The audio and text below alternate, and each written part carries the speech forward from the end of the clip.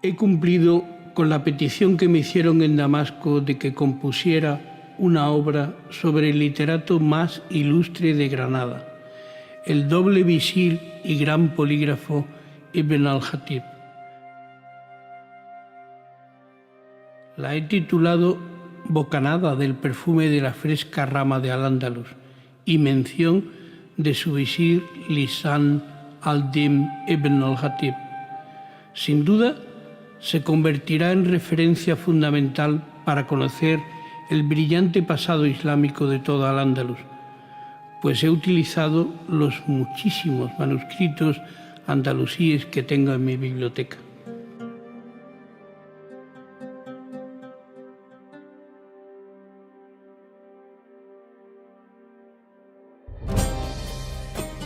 Garnata, la Damasco de Al-Ándalus.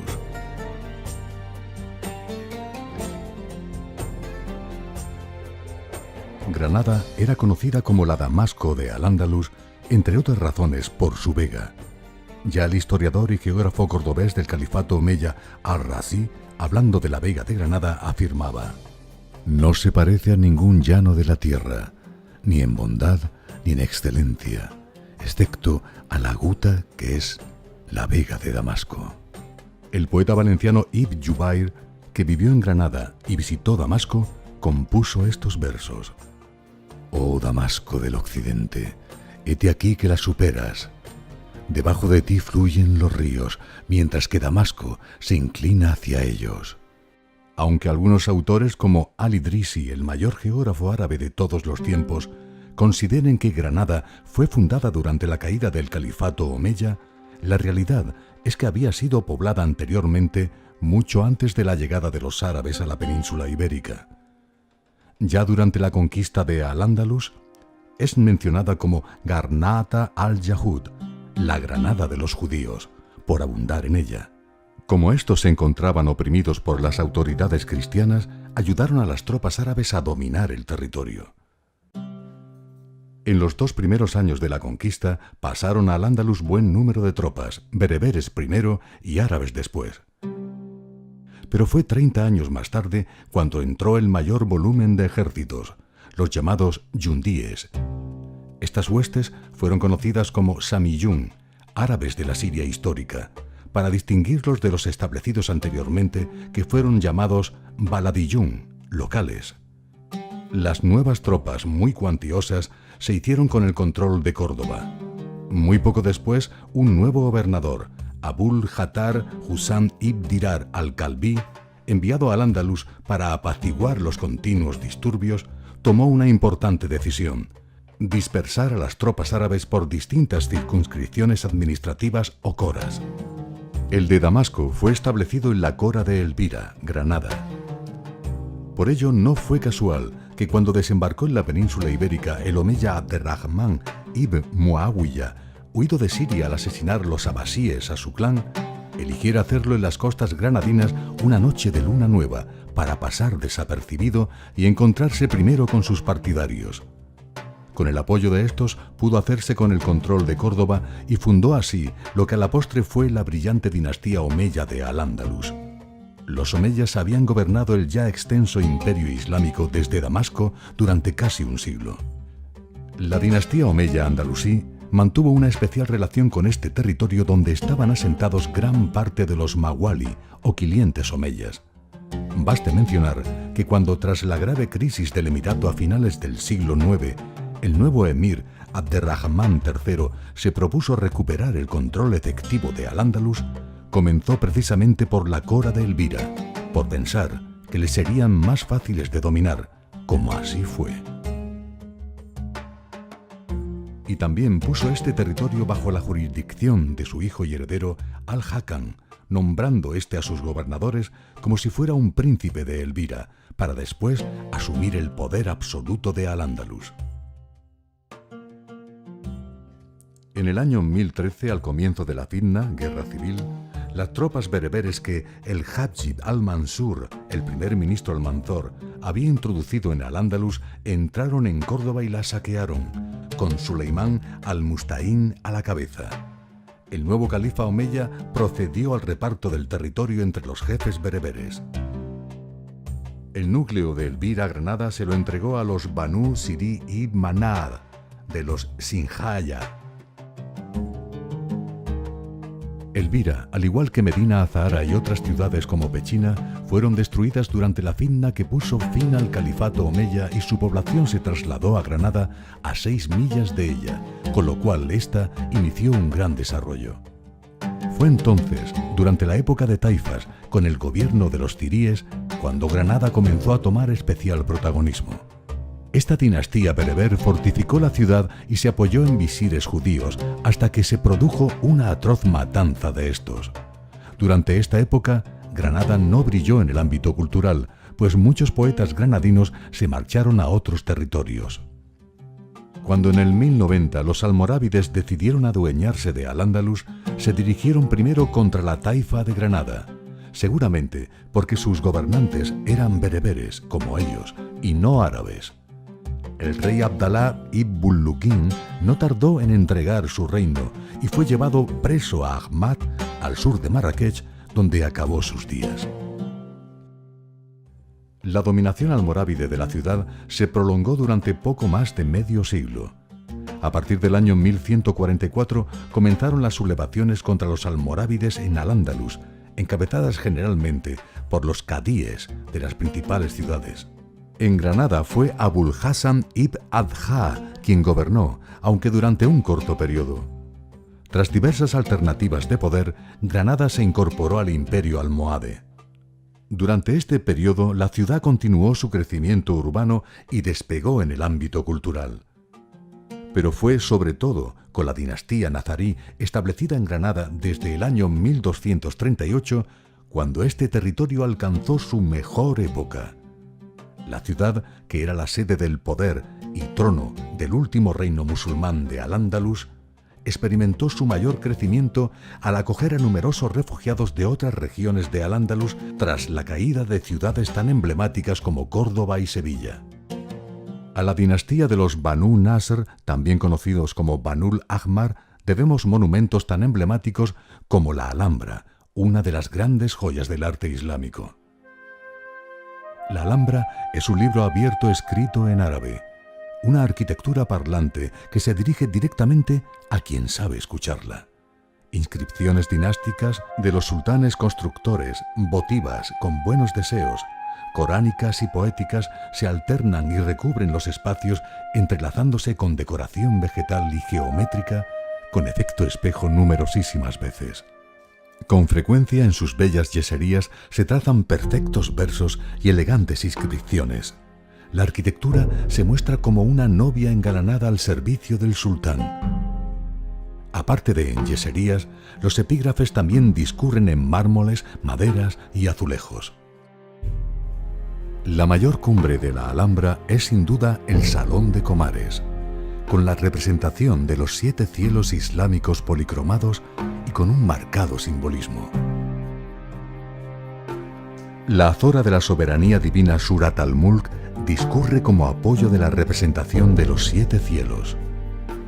Bendito es aquel en cuya mano está el dominio, es omnipotente, quien creó la muerte y la vida para probaros, para ver quién de vosotros es el que mejor se porta. Es el poderoso, el indulgente, quien creó 7 cielos superpuestos. ¿No ves ninguna contradicción en la creación del compasivo? Mira otra vez. ¿Adviertes alguna falla? Si en el centro de la cúpula se ubica el trono divino, en la alcoba central, de las 9 que hay, se encuentra el siguiente poema, que parece ser obra de Ibn al-Jayyab, uno de los grandes maestros de Ibn al-Jatib. Habla la misma alcoba. Desde mí, día y noche te saludan, bocas de buenos deseos, ventura, felicidad y amabilidad. Ella es la suprema cúpula, y nosotras sus hijas, aunque el favor y la gloria en mi clase me distinguen, al ser sin duda el corazón y ellas los miembros, pues en el corazón la potencia del espíritu y el alma reside. Sin mis hermanas, son constelaciones en el cielo de la cúpula. En mí, y no en ellas, recae el honor de tener el sol.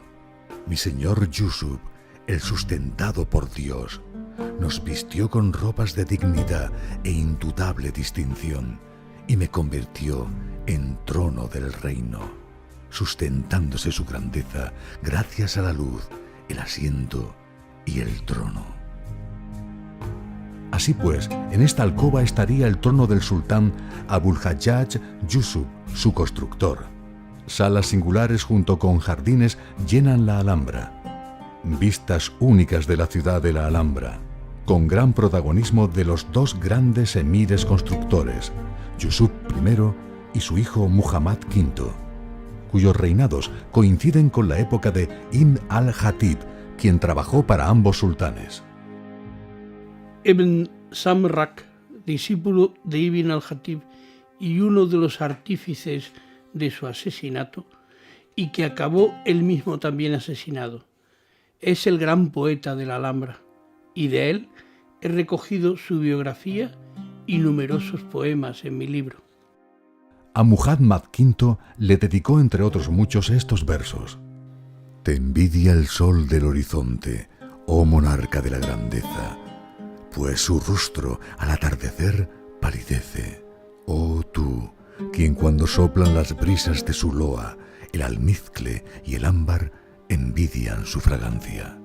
Hay una Alhambra perdida de la que solo podemos recuperar retazos gracias a libros que van apareciendo, como el manuscrito conservado en Túnez y editado en 1997, que contiene gran parte del Diwan de Ibn Samrat.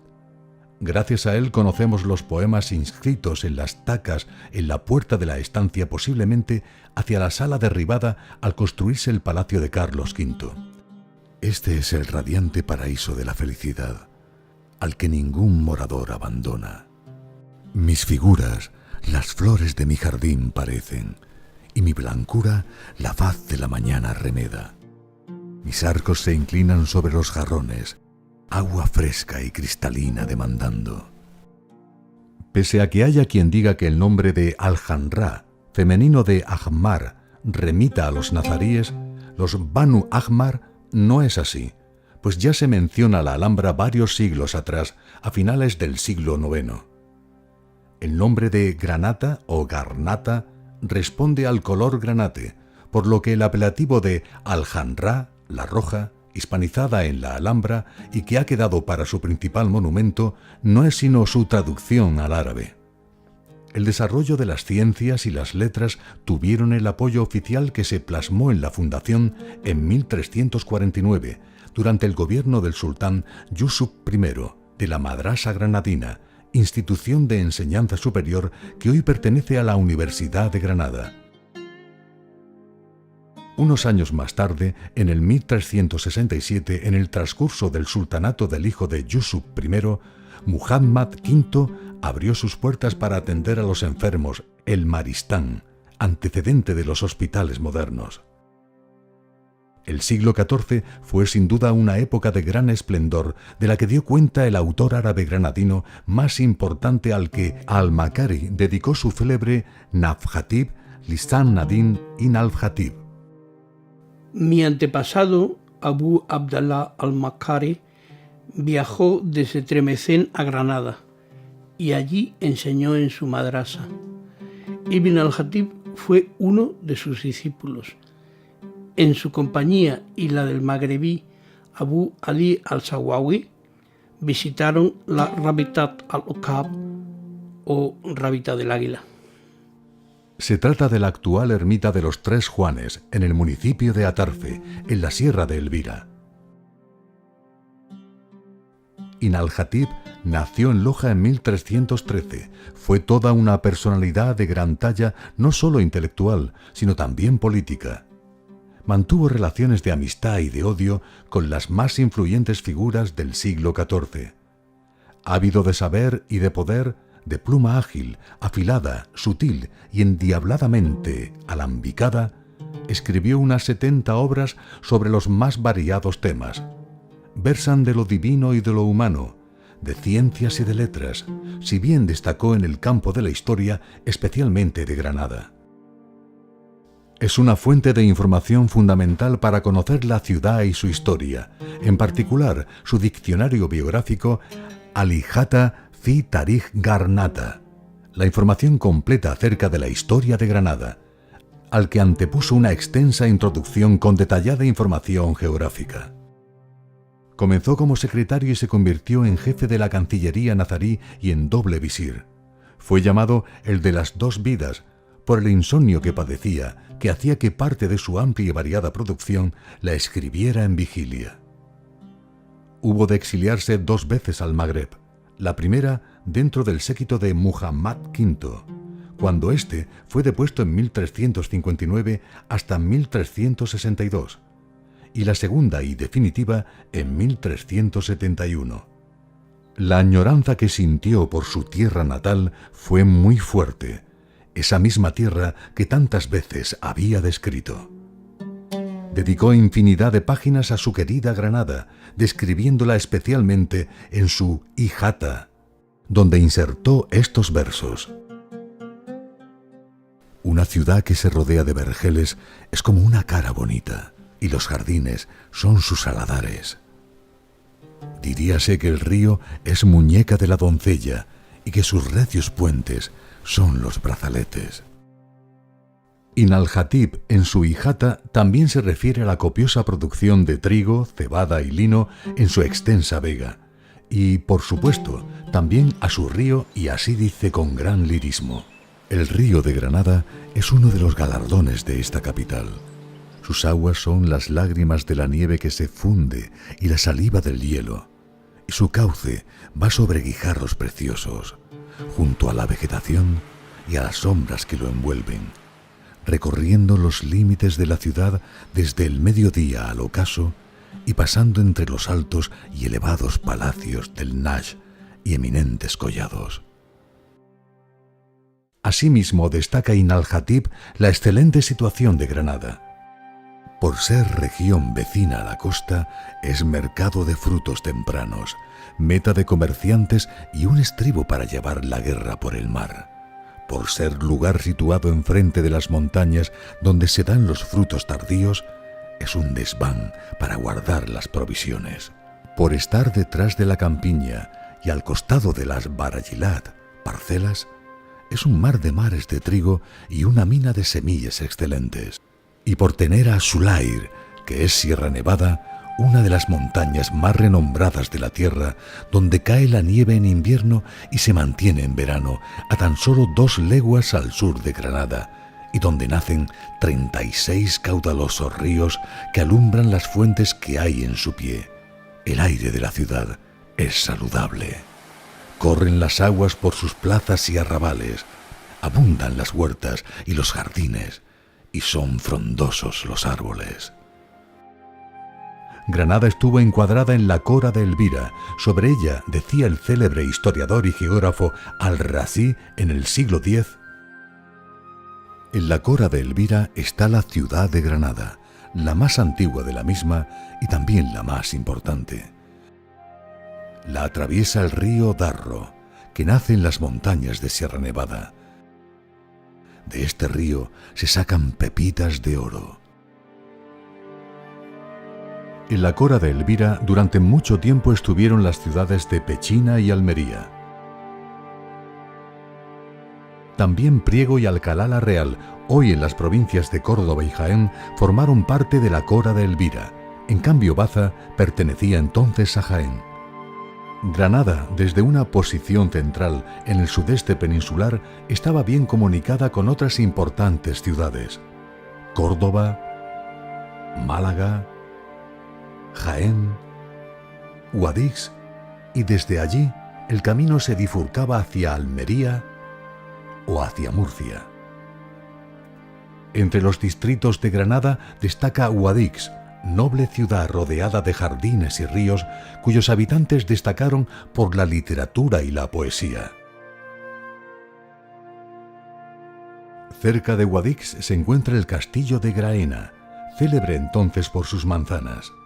De ella era natural el original literato al-Jiljani, que se estableció en Damasco y estuvo al servicio de Saladino, para quien compuso poemas que adoptan distintas figuras geométricas con forma de estrellas y anillos entrelazados. Las Alpujarras, con una excelente ubicación en la falda sur de Sierra Nevada, ha sido tradicionalmente una comarca muy rica y muy fértil por contar con el agua de la sierra. Aparte de la agricultura, ha destacado por la seda, que rentaba grandes beneficios. De Valor, en plena Alpujarra granadina, era originario Abu Abdallah Muhammad ibn Ubada, conocido como Ibn al-Qasas, un gran autor de moaxajas, y también Fernando de Valor y Córdoba, que se decía descendiente de los omeyas cordobeses y que lideró la rebelión morisca bajo el nombre de Aben Umeya. Las gentes de Granada tenían pasión por los cármenes y las arboledas. Hubo en la ciudad una alameda llamada de Muammal, en honor de uno de los servidores del estado zirí. Próxima a ella, en la margen izquierda del río Genil, se encontraba el palacio que se dice del príncipe Qars as-Sayyid, ahora conocido como Alcázar Genil. Y cerca de él había una rábita, actual ermita de San Sebastián. La ciudad de Garnata alcanzaría su máxima expansión seguramente poco antes de la devastadora epidemia de peste negra de mediados del siglo XIV, que afectó más a las ciudades marítimas que a las del interior.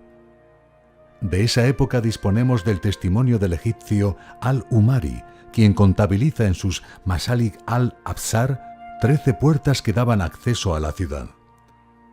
La puerta de Elvira, que es la más grande de todas.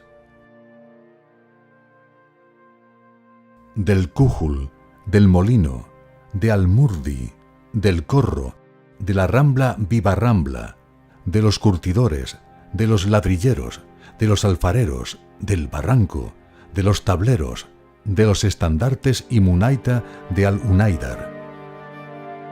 Rodean la Medina, continúa Al-Umari, 4 arrabales: el de los alfareros, el de la Loma, donde abundan los palacios y jardines, estos dos seguían el río Genil, el de la Rambla y el del Albaicín, que se encuentra a la otra parte de la Puerta de los Tableros. Al-Umari prosigue explicándonos que la mezquita mayor es muy suntuosa y de magnífico aspecto, de sólida construcción y no tiene adosado ningún edificio. La rodean tiendas de perfumistas y de testigos profesionales. Las mezquitas y rábitas son tan abundantes que alcanzan un número incalculable.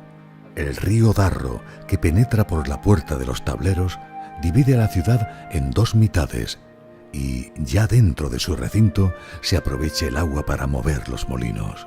Franquean el río, también dentro de la ciudad, 5 puentes: el de Ibn Rashid, el del Cadí, el del Baño de la Corona, el Puente Nuevo y el del Álamo. El abastecimiento de agua estaba garantizado no solo por los ríos, sino también por los numerosos aljibes repartidos por la ciudad, así como por las acequias, como la de Ainadamar del Cadí y la acequia gorda. Junto a Federico García Lorca, Ibn al-Jatib es uno de los granadinos más ilustres. Ambos acabaron sus vidas de forma trágica. Ibn al-Jatib huyó de Granada en 1371 y fue acogido y protegido por los meriníes. Los emisarios de Muhammad V no pararon hasta conseguir que fuera apresado para ser juzgado en Fez. Antes de que finalizara el proceso en el que se le acusaba de herejía, apareció estrangulado en su celda. Tras ser sepultado, su cadáver fue desenterrado y quemado. Por eso, desde entonces, fue también conocido como el de las 2 muertes y el de las 2 tumbas. Sus restos reposan en la ciudad magrebí. Tras el asesinato del polígrafo granadino, disponemos de muchísima menos información sobre el reino de Granada. Este, durante toda su existencia, se había debatido entre las alianzas con los meriníes que gobernaban el norte de África, partido por el que apostó Ibn al-Jatib, y los castellanos. Fueron estos últimos los que finalmente se impusieron y consiguieron la rendición de Granada tras la firma de unas capitulaciones. El 2 de enero de 1492, Boabdil, el último sultán nazarí, entregó la ciudad. Granada pasó a ser un símbolo, un gran símbolo.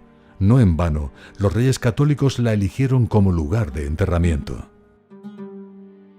El incumplimiento de las capitulaciones por parte de los cristianos, con una presión creciente con el objetivo de que los musulmanes ya españoles perdiesen su identidad cultural, con un tribunal de la Inquisición que ejercía una fuerte opresión desde Granada en todo el reino, llevó a la sublevación de los moriscos y su posterior represión y expulsión a otras regiones de España.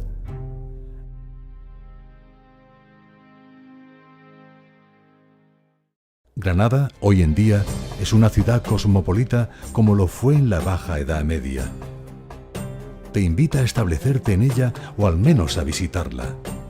De ella dijo Abu Bakr ibn Sibrin, ceutí afincado en Granada, que fue maestro de Ibn al-Hatib: haga Dios de Granada un albergue que dé solaz al triste y que al exiliado dé asilo. Con los siguientes versos, el granadino Ibn Sanrat describe su ciudad e invita a contemplar su belleza en una larga casida de 115 versos. Detente en la explanada de la Sabica y mira a tu alrededor. La ciudad es una dama cuyo marido es el monte. Está ceñida por el cinturón del río, y las flores sonríen como alhajas en su garganta. Mira las arboledas rodeadas por los arroyos. Son como invitados a quienes escancian las acequias. La Sabica es una corona sobre la frente de Granada en la que querrían incrustarse los astros. Y la Alhambra, Dios vele por ella, es un rubí en lo alto de esa corona. Otro más de los muchos granadinos ilustres fue Abul Hasan ibn Said, de familia originaria de Alcalá la Real, y que vivió a caballo entre los siglos XII y XIII. Nos dice de Granada, antes de que fuera la ciudad de la Alhambra: aunque se le haya llamado la Damasco de Al-Ándalus, es mejor que ella. Ninguna descripción le hace justicia, y solo puede hablar de ella tal y como se merece el que la ha visto. Su gran río se llama Genil, y de él digo: el río es como un papiro donde el céfiro va trazando sus líneas. Cuando la bella escritura queda al descubierto, las ramas se inclinan a leerla. Numerosísimos viajeros y personalidades la visitaron tanto en época islámica, el tangerino Ibn Battuta, el tunecino Ibn Khaldún o el egipcio Abdelbasit al-Malati, como en época cristiana el alemán Jerónimo Münzer y el veneciano Andrea Navallero, entre otros. Granada, el Albaicín, la Alhambra, el Generalife, la Alcaicería, la Madraza, el Alcázar Genil, la Casa del Chapiz, los alminares de San José y de San Juan de los Reyes, el Bañuelo, la Casa de Zafra, el Corral del Carbón, el Cuarto Real de Santo Domingo, el Palacio de Dar al-Jorra y tantos otros vestigios esperan al visitante para mostrarles su floreciente pasado andalusí.